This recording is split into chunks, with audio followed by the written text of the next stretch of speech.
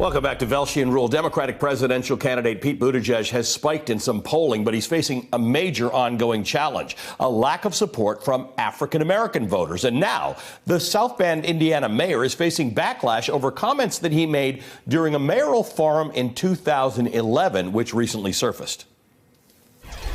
Kids need to see evidence that education is going to work for them. And there are a lot of kids, especially the lower income minority neighborhoods, who literally just haven't seen it work. There isn't somebody they know personally and I think that's who testifies to the value of education. A writer for The Root, Michael Harriot, denounced the comments in a scathing column. Buttigieg then called Harriot. Here's how Buttigieg described their 20-minute conversation last night.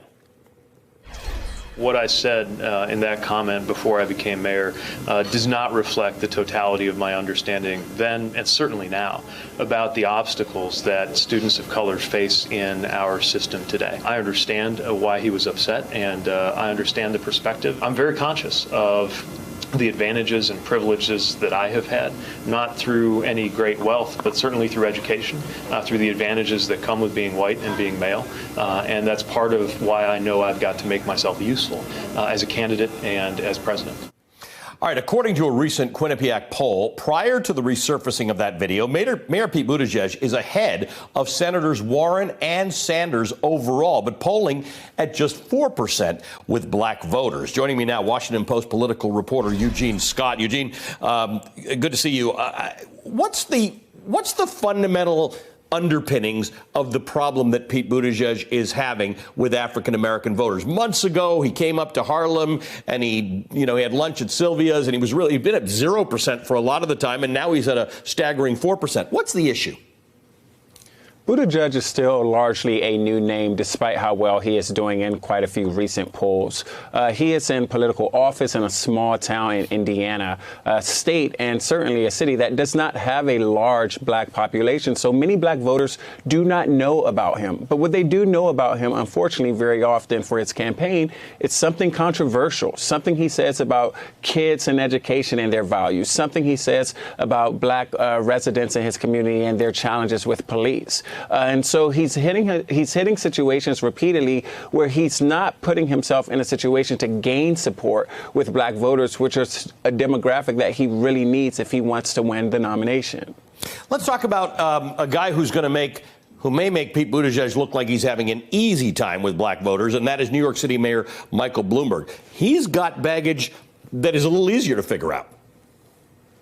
Absolutely. We saw earlier this month the former mayor apologize for his support of stop and frisk, a controversial policy that was viewed unconstitutional because it included racial profiling.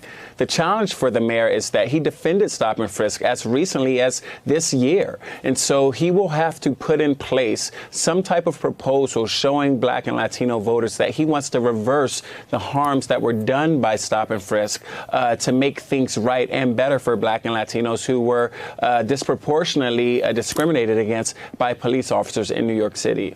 Let's talk about Joe Biden. I'm going to pull that poll up one more time. We're getting a lot of mileage out of that Quinnipiac poll. Joe Biden at 43% amongst black voters. What's the simple explanation for that? I think it's a complicated explanation, but the simple answer I will provide you, quite frankly, is a few things. One, he definitely has name recognition because of his association with Barack Obama.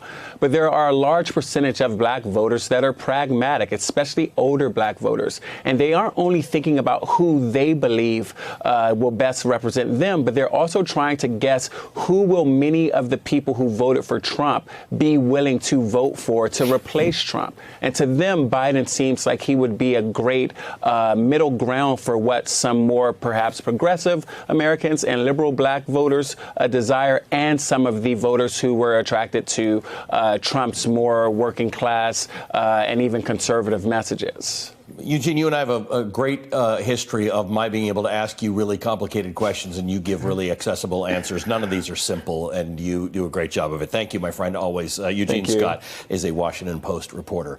Hey, MSNBC fans, thanks for checking out our YouTube channel. Subscribe by clicking on that button down there and click on any of the videos here.